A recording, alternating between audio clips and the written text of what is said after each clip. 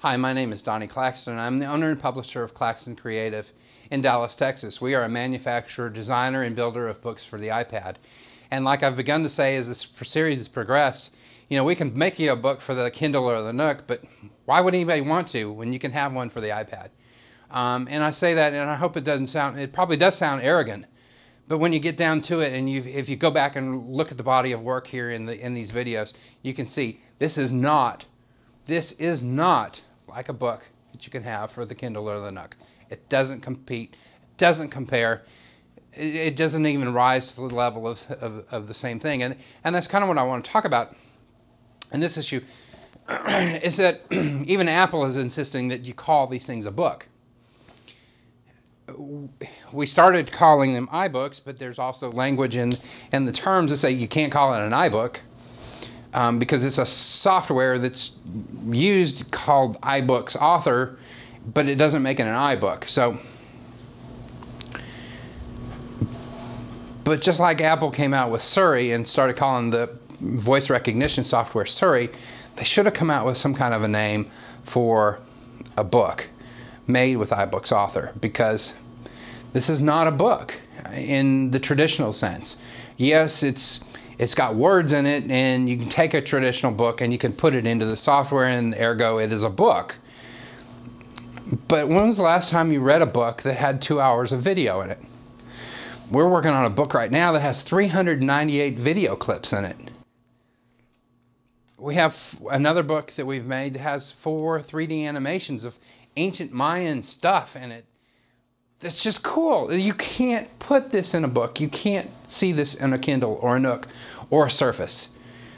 You can't do it. And so part of the argument that we're making is that we shouldn't even be calling these books. There needs to be some kind of a new term created for what these actually are, because they're not normal books. And part of the frustration I have felt and continue to feel as a publisher and a marketer of these books is I call somebody, and I call a news personality and say, hey, I want to talk to you about the book we've made for the iPad. What comes to their mind is still a traditional book. They're thinking there's going to be something you thumb through like a magazine, and this isn't what that is. When I do radio interviews, if I can help it, I'm going to that station. If I can do a television interview, I'm going to that station, or I'm going to find that reporter, and I'm going to put this iPad in their hands, and I'm going to say, here is my book. Here is what it can do, and here, let me show you the Rio Azul mask in 3D, where you can turn it. No, not me. Here, you turn it.